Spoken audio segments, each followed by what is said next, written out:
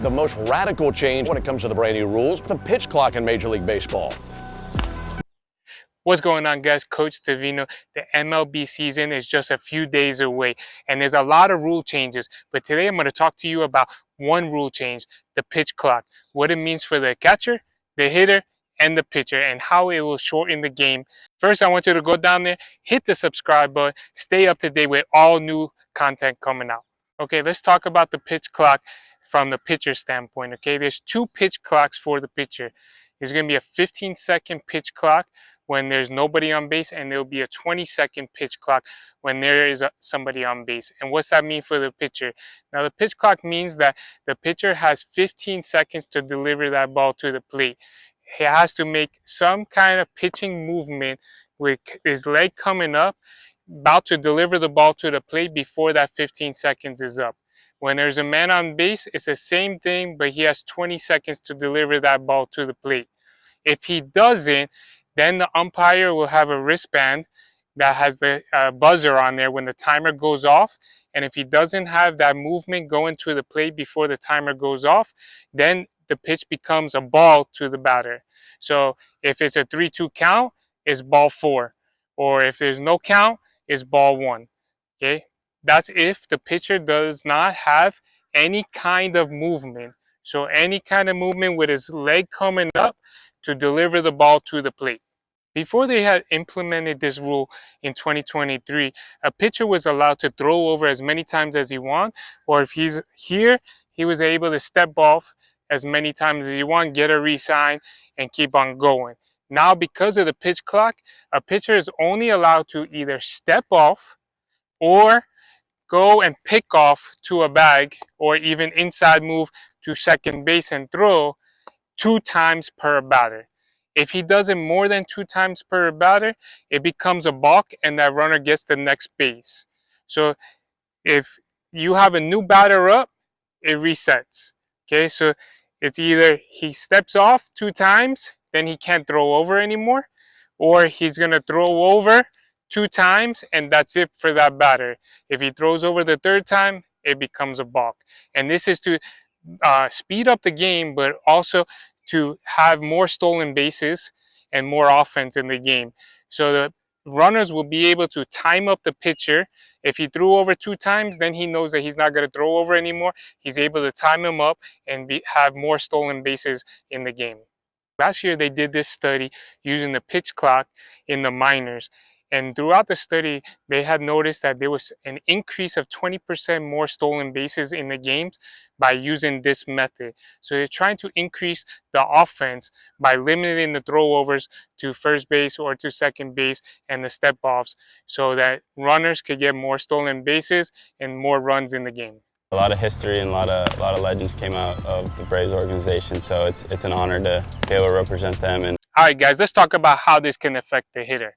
Okay, the pitch clock is in effect and it gives the hitter 8 seconds to be in the box and alert to the pitcher. So that means that the batter has to get in, dig in, be ready, and looking at the pitcher, being alert to him, be ready for the pitch within 8 seconds.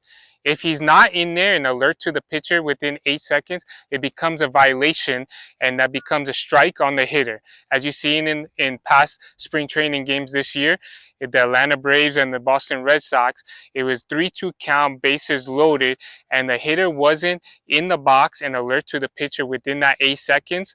The umpire got alerted on his wrist, the timer was up, and that was a strike, and that ended the inning and left the bases loaded. Game. Now time called.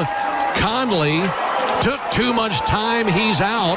He didn't have his eyes on the pitcher by the 8-second pitch mark on the pitch clock.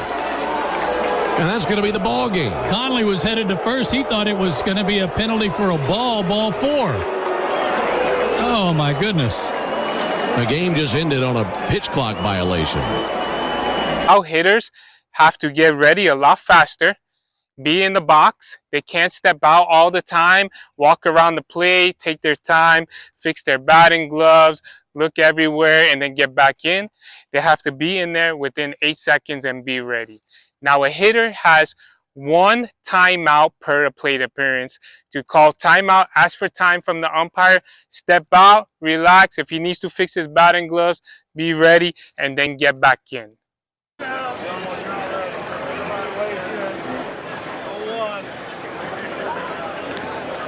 Meanwhile, I believe Manny has just been called for a violation. Not getting in the box in time. Yeah, it's. But you also got your first infraction, first violation. I think you set Major League Baseball history right there by having the first violation on the time clock. What happened right there? Somebody looking at the pitcher, engaged with the pitcher, and right there I was looking up. So he told me, he's like, hey, you got 2 seconds, you got 2 seconds. So I stepped in as soon as I looked and bang. So I got called 0-1 right away. All right, guys, let's talk about how the pitch clock can affect the catcher as well. He's really going to have to rely on his pre-game preparation. Study the heat charts.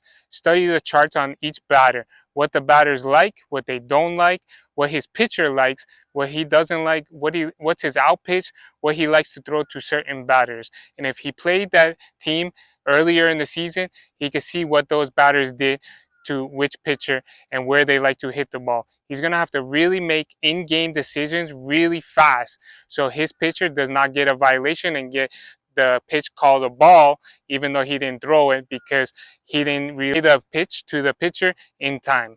If that batter gets on base because of that and he scores, that could really cost him the game. So a lot of pressure is on the catcher to make that in-game decision what pitch to call and relay it to the pitcher in time.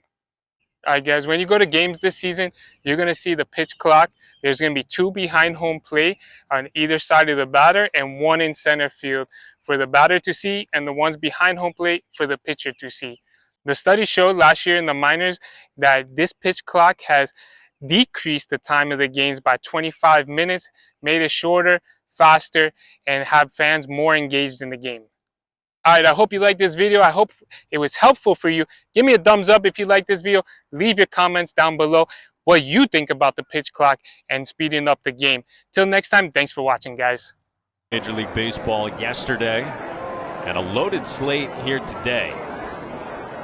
Raimel Tapia, the batter, and he just used. That was a strike. He was not ready in a ready position at the 8-second mark, which is an automatic strike now for the hitter.